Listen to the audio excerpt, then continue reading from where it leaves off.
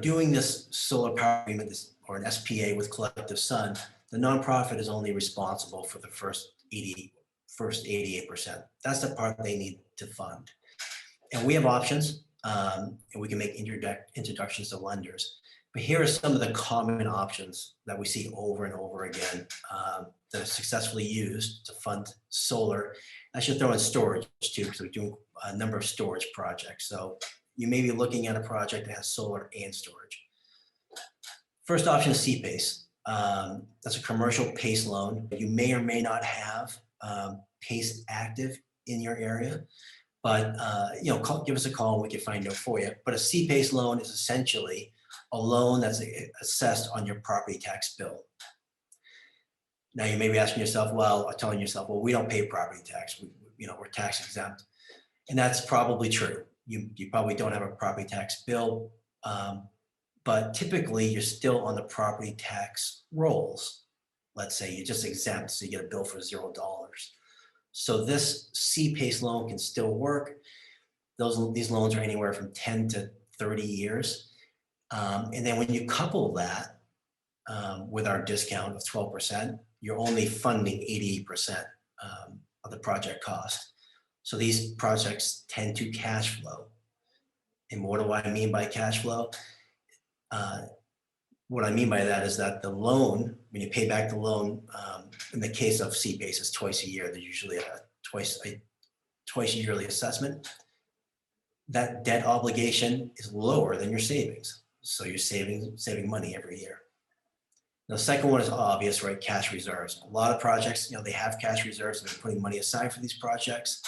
The third is donations.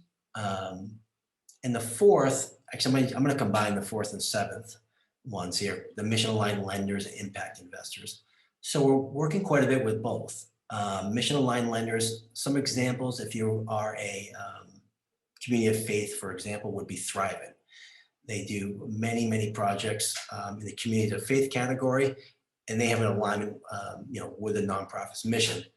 But also with impact investors, we're working with family foundations, individual investors who, they're investing in these projects. Sometimes they are issuing grants, but also they're issuing low interest loans.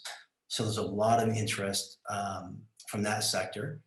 And of course, the fifth one is traditional lenders. So if you've borrowed money in the past for any capital improvement projects or just any construction projects in general, we do see those, and they fund 88% of the system cost. And the sixth one is crowd lending. Now, we've borrowed money from the community's nonprofits in the past. We are registered with the SEC, the Securities and Exchange Commission, to do that. And that can be a great option for nonprofits. You have a community of people, they're interested in supporting these projects, and generally you get favorable terms, right? Because they are aligned with your mission. And we have done crowd lending projects. And again, impact investors fall into that category too, where the terms are typically very favorable. So those are some of the big options, options we see for borrowing money to pay for that 88%. We contribute the last 12%, so the contractor on the project obviously gets the 100% of the system cost.